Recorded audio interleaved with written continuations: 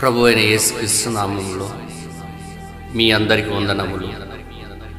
నా పేరు జగన్ పాల్. మరి ఈరోజు నా సాక్ష్యం పంచుకోబోచున్నాను. నేను దేవుని ఎలా తెలుసుకున్నాను, మరి ఈ సాక్ష్యం ఇప్పుడు పంచుకోబోచున్నాను.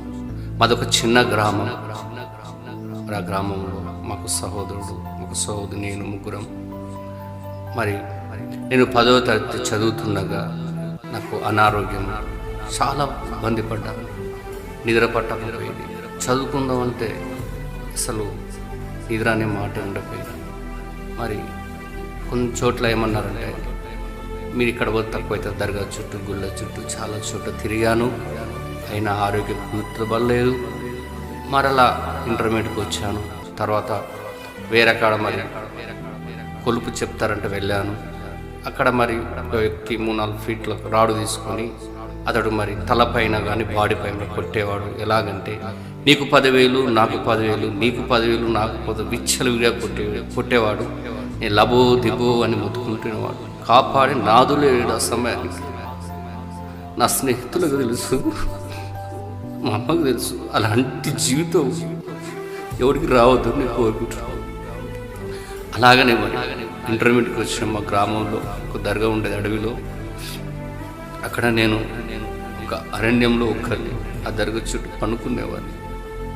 ఊళ్ళో స్నేహితులు హేళన చేసేవారు. ఏమైంది నీకు, కాలేజీకి హేళన చేసేవారు. అలాంటి పరిస్థితి. అప్పటి క్రైస్తవ స్నేహితులు పరిచయం అయ్యారు. యేసు ప్రభు నమ్ముకుంటే కళలు కానీ, మన ఆరోగ్యం బాగాలేకుంటే అన్ని బాగా చెప్పారు. కానీ ఎవరి మాట వినలేదు. అలాగనే మరి ఆమె కొలుపు చెప్పేమన్నదంటే, ఇదిగో మీ తాత ముత్తాత చేసిన పాపం ఉంది, గొర్రెపొడలు తెస్తే తక్కువ అవుతుందని చెప్పి మొక్కు తీర్చుకోవాలని ఆమె చెప్పింది. ఆ గొర్రెపొడలు తెచ్చాను. 6 నెలల తర్వాత మా నాన్న చనిపోయాడు, కడుపుబ్బి. అలాగే మరి 2 నెలల తర్వాత ఆ గొర్రెపొడలు మరి నా దర్గా బలించి వచ్చినాం. తర్వాత నేను పడిపోయాను. కనీసం 3 నెలలు మాటలు లేవు, ఆహారం తినే పరిస్థితి లేదు. ఊరంతా సాక్ష్యం, ఇతను చనిపోతాడు, ఇక బ్రతిక ఆలోచన లేదు. మా అమ్మ మొత్తం చాలా గుండెలు పడి ఏడ్చారు. చదువుకున్న చదువు ఇదేనా, ఈ జీవితం ఇదేనా అని వాళ్ళు చాలా. ఎందుకంటే వాళ్ళకి తెలుసు కదా, చదువుకున్న వ్యక్తి ఒకసారి పడిపోతే ఆ కుటుంబంలో ఎంత వేదన ఉంటుంది, ఎన్ని ఇబ్బందులు ఉంటాయి, అది అనుభవించే వాళ్ళకే తెలుస్తుంది. ఏది ఏమైనా ఆ పొడేలు కోసిన తర్వాత మా బంధుమిత్రులు ఏసై నమ్ముకు, నేను ఒక చోట పోయి మా గ్రామంలో దేవుని నమ్ముకున్నాను. అదే మూగతనంలో ఉండి ఇబ్రహీంపట్నం పోయి బాప్తిసం తీసుకున్న తర్వాత ఒక 3 నెలలకు మాటలు వచ్చి, ఇంచుమించుగా 5-6 నెలలు మాటలు ఇంట్లో పడిపోయాను. మరి బంధుమిత్రులు అందరూ హేళన చేశారు. అడుగులో అడుగేసి నడిచేవాని. ఒక చోటు తీసుకెళ్ళాను నన్ను. ఒక అయ్యగారు, నీకు మాట రావాలంటే, దేవుని నమ్ముకున్న తర్వాత నాకు చాలా ఇబ్బంది పెట్టారు, కొట్టారు, హాస్పిటల్ తెచ్చారు, దేవుని వదిలిపెట్టాలని. ఒక మేకపోతు తెచ్చారు అక్కడ. ఆ నైట్ నేను రోజు ఒక 10 రోజులు అక్కడ ఉంచారు ఇంచుమించుగా. రోజు నేను ప్రార్థించుకునేవాడిని అర్ధరాత్రులు. ఆ మేకపోతు మాత్రం కొయ్యలేదు. ఎందుకంటే అయ్యగారు చెప్పింది, బతకడుపో తీసుకెళ్ళండి ఇంటికి, నాకుంటే ఇక్కడ వస్తే మరి నాకు అవమానమని. కానీ ఏదేమైనా దేవుడు నన్ను అక్కడ కాపాడి, ఆ మేకపోతును కాపాడింటూ నన్ను కాపాడి, దేవునికి వందనములు. అయితే మరి ఆరోగ్యం మంచిగా గుర్తుపడ్డది. సంఘానికి వెళ్తున్న క్రమంలో ఇంచుమించుగా 20 years ఉండొచ్చు బహుశా. అప్పుడు పోస్ట్ మ్యాన్ జాబ్ వచ్చింది. అలాగే 4 years చేస్తున్నా. కానీ మధ్యలో మరలా తప్పిపోయి లోకమైపోయాను. 2009లో కన్యురాన్ని చేసుకున్నాను. అది ఎలాగ చేసుకున్నా అంటే, నాకు తమ్ముడున్నాడు, ఇదిగో అనేవారు మా బంధువులు, మా పాలివారు. ఒకవేళ యేసు ప్రభు నమ్ముకొని ఒకవేళ చెప్పినాం అనుకో, మేము ఎవరము నీ ఎమ్మడి రాము, అయినా వారు పిల్లనివ్వరు, నీ తమ్మునికి పిల్లనివ్వరు. కులమని అడ్డుకొని ఆ రోజు ఒక అన్యురాలను చేసుకొని ఆ కుటుంబాన్ని చెప్పకుండా చాలా తప్పు చేసినాను. ఎన్నోసార్లు ఏడుస్తాను, ఎన్నోసార్లు బాధపడ్డాను.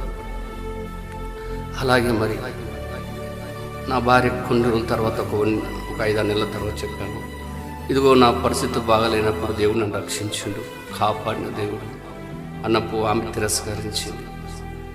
సరే, మా ఇంట్లో మా అమ్మకు నాకు ఎప్పుడు గొడవ అవుతుండేది, ప్రార్థన విషయంలో కానీ ఏ విషయంలో కానీ. ఆ తర్వాత కొన్ని రోజుల దినం తర్వాత మరి నా భార్య కూడా దేవుని అంగీకరించింది. ఆమె కూడా నా మంచితనాన్ని, నా ప్రేమని అర్థం చేసుకుని, సరే నీ బాటలో నేను నడుస్తాను, నా ప్రియమైన భార్య నన్ను కూడా గౌరవిస్తూ 4 ఏళ్ళ తర్వాత ఉన్న జాబ్ పోయినా సరే దేవుడు గొప్పవాడు, దేవుని మీద ఆధారపడ్డాను. కనీసం నేను దేవునిలో ఉన్నాను. 1 నెల రోజులు కారంతో తింటూ ఒంటరిగా ఉండి ప్రార్థించేవాడిని, ప్రభువా నా జీవనం ఎలా, నా భార్యను ఎలా పోషించుకోవాలి, నేను ఎలా బతకాలి, ఒంటరిగా ఉన్న ప్రభువా అటు గుర్తు చేసుకో. ఎప్పుడు బైబిల్ కొట్టు ఏడ్చుతూ ఉండేవారు. దేవుడు అద్భుతకారుడు, ఆశ్చర్యకారుడు. పీతవాణ్ణి కూడా లేపి గణపరిచే దేవుడు. టెంట్ హౌస్ దగ్గర ఎక్కడ నేను పడిపోయి చనిపోతానని చెప్పారు, అక్కడనే దేవుడు నన్ను గణపరిచిండు. ఇంకో మండలం పెట్టాను. నేను క్రమంగా 10 భాగాలు ఇస్తుండేవాడిని. మొదటిగా మలాకిలో అంటున్నాను, మీరు దొంగలారా, మీరు 10 భాగం దొంగలిస్తున్నారు అని.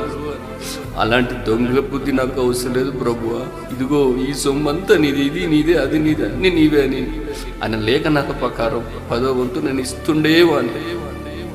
ఆయన కృప చాలా గొప్పది. ఫస్ట్ అందుకని ఆయన నీతి రాజ్యం వెతకమని. సరే, ఏదేమైనా హైదరాబాద్లో మంచి చక్కని ఇల్లు కట్టించిండు, మేము రోడ్డు తీపించుకుని. అలాగే నా ప్రయాణం నడుస్తున్నది. ప్రతిరోజు సంఘానికి వెళ్ళాను. ఒకే సంఘం నమ్మకంగా 14 సంవత్సరములు ఉన్న ఆ సంఘం పేరు హౌస్ ఆఫ్ ప్రేయర్. నాకు మంచిగా సహకరించారు సహోదరులు కూడా. 400-500 మంది సేవకులతో నేను పాటలు పాడేవాడిని. చక్కగా వాళ్ళతో పాటు ఆనందించుకుంటూ సాక్ష్యం చెప్పేవాడిని. ఏది ఏమైనా దేవుడు నన్ను ముందు కొనసాగించుకుంటూ తీసుకువస్తున్నాడు. ఎందుకంటే అనుభవం ఇచ్చేవాళ్ళు తెలుస్తుంది ఆ బాధ ఏంటో. కానీ బిజినెస్ కూడా చూడండి, హైదరాబాద్ రానిక, నిజమైన వర్తమానంలోకి రానిక దేవుని ప్రణాళిక ఏంటో నాకు తెలియదు. కానీ 14 సంవత్సరాల తర్వాత ఒక అబ్బాయికి యాక్సిడెంట్ అయింది. వర్కర్లకు 3 లక్షలు కట్టాను. నిస్సహ స్థితిలో ఉన్నాను. డబ్బులు ఇచ్చేసి టెంట్ హౌస్ తీసేసి అన్ని సమస్తం కోల్పోయాను. ఇచ్చిన దేవుడే మరలా తీసుకుంటూ, యోబు గ్రంథంలో ఉంది కదా, 2 అంతలు ఆశీర్వాదిస్తారని. నేను ఈరోజు అనుకుంటున్నాను, లోకమైన ఆస్తి కన్నా దేవుడిచ్చే ఆత్మీయ ఆస్తి చాలా విలువైందని ఈరోజు నేను ఎరుగుచున్నాను. ఎందుకంటే నా జీవితంలో పుట్టుకను సుఖం అనేది లేదు. బంధువులు డబ్బు ఉంటాను ఒక విధంగా, డబ్బు లేకుండా ఒక విధంగా చూస్తారు. అలాంటి జీవితాన్ని అనుభవించాను. స్నేహితులైనా సరే, అది చాలా బీద పరిస్థితి మాది. అవును, ఈరోజు నా బీద పరిస్థితి దేవుడు జ్ఞాపకం చేసుకున్నాడు, దీనుడు జ్ఞాపకం చేసుకున్నాడు, బీదవాన్ని జ్ఞాపకం చేసుకున్నాడు. ఏం నరుడు సహాయం చేయగలడు? 100-200 అంతే, ఏదో చేయగలరు. కానీ దేవుడు చేస్తే విస్తారంగా ఉంటుంది, అభివృద్ధిగా ఉంటుంది, ఎనలేరుగా ఉంటుంది. తరతరముల వరకు వాళ్ళ పిల్లలు బిచ్చం ఎత్తుకున్నట్టు చూడండి. దావీదు పలకలేదా? నిజం. అది అనుభవించిన వానికి ఆ బాటలో ఆ మార్గంలో నడిచిన వానికి తెలుస్తుంది. హైదరాబాద్ వచ్చిన ఇప్పుడు ఆ పాత సంఘాన్ని వదిలేసి ప్రభు అయిన యేసుక్రీస్తు వధు సంఘం నాకు సహోదరుడు పౌలు గారు పరిచయం చేశారు. శైలేష్ గారిని చాలా చక్కటి మంచి సహోదరుడు, కాపరి.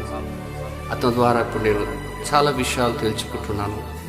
ఈ కాల వర్తమానం విలియం మ్యారిన్ బ్రహ్నం గారు మరి బోధించారు చక్కని వాక్యం. 1200 వర్తమానాలు ఉన్నాయి. ఇంతకుముందు చదువుతుండేవాడిని, అర్థం కాకపోయేది. నా జీవితం ఏంటో నాకు తెలియదు, నా స్థానం ఏంటో నాకు దేవుడు చూపిస్తుడు. ఎందుకంటే పడిపోయిన జీవితాన్ని మళ్ళీ తిరిగి కట్టగలడు అంటూ. నీ దేవుడు ఏంది? కాపాడిన దేవుడు, ఇచ్చిన దేవుడు అన్నీ మరలా తీసేసాడు. ఆయన ఇష్టం, ఆయన ఇచ్చిండు, ఆయన తీసేస్తాడు.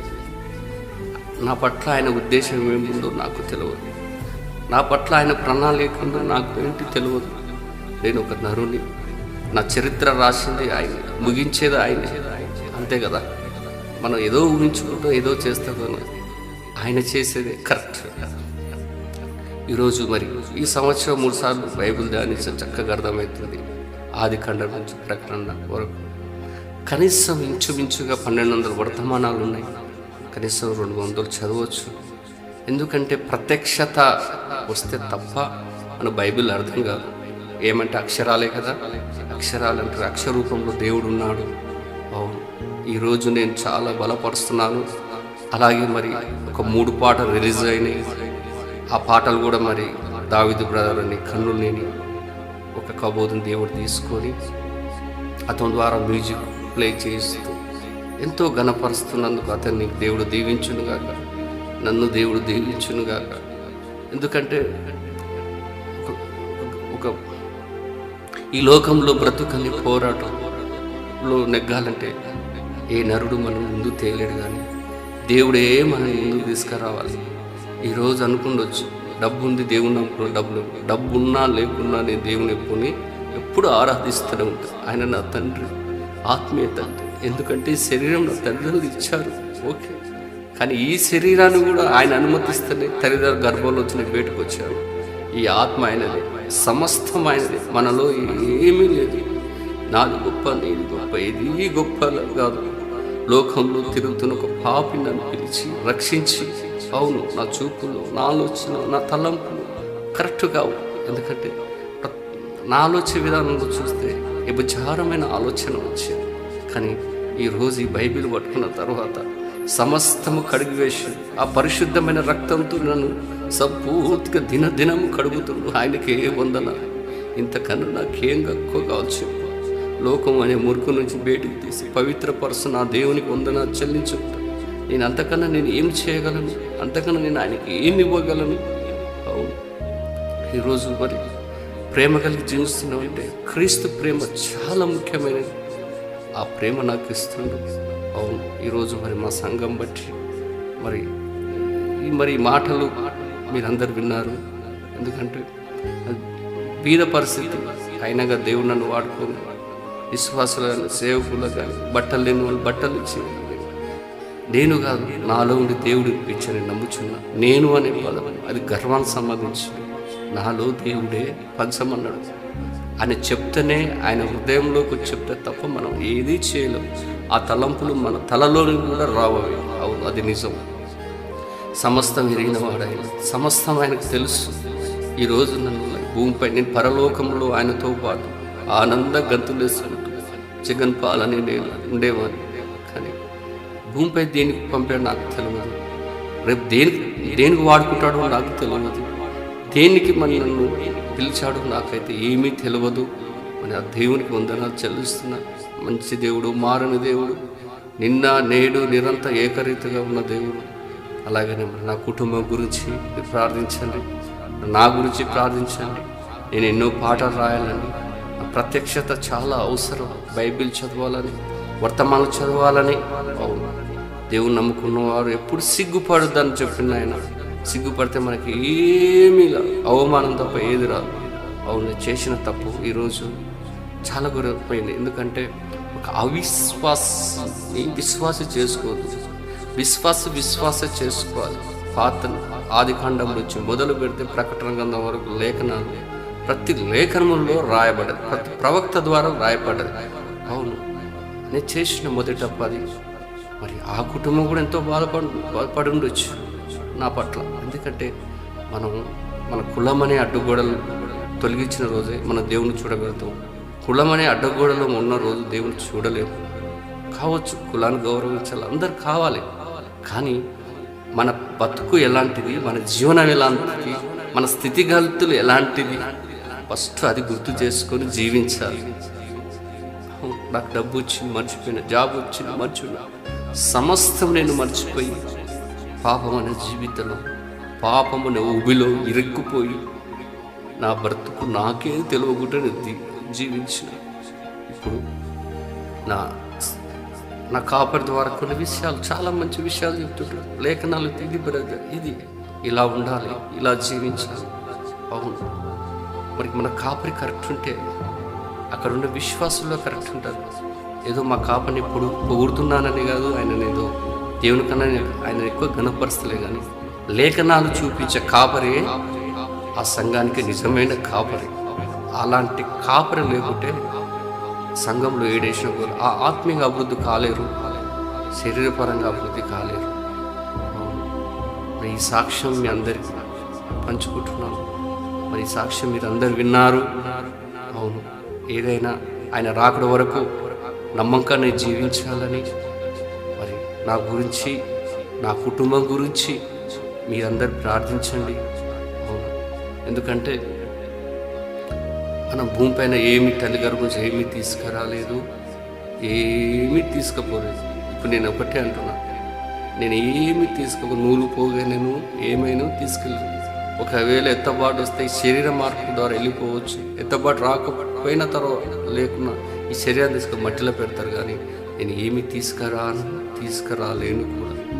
అది ఆయన చిత్తం ఏమైందో, ఆయన కృప ఏమైందో, నా పట్ల ఆయన ఉద్దేశం ఏమైందో ఆయనకే తెలుసు. అవును, ఈరోజు నేను ఇలా మీ అందరి ముందు నిలబడి సాక్ష్యం చెప్తున్నానంటే ఆయన నన్ను ఎన్ని సంవత్సరాలు కాపాడినందుకు నా ప్రభు అయిన నా తండ్రికి, నా దేవునికి, నా నాన్నకి వందనం, ఆయన పాదాలకి నమస్కరిస్తున్నాను. అవును, ఏ డాక్టర్ బతికించగలడు? అవును, డాక్టర్ల కన్నా డాక్టర్ పెద్ద డాక్టర్ అన్న విశ్వసించు నువ్వు అన్నాడు. విశ్వాసమే మన పాపములను, మన రోగములను తొలగిస్తుంది. అవును, ఆ రోజు పితరులు కానీ ప్రవక్తలు కానీ అందరు విశ్వాసం ద్వారా దేవుని చూశారు. అదే విశ్వాసం నాకు కావాలని నేను ప్రార్థిస్తున్నా. నా గురించి మీ అందరూ ప్రార్థించండి. ఈ సన్న సాక్ష్యం దేవుడు దీవించుగాక. నా పేరు జగన్ పాల్.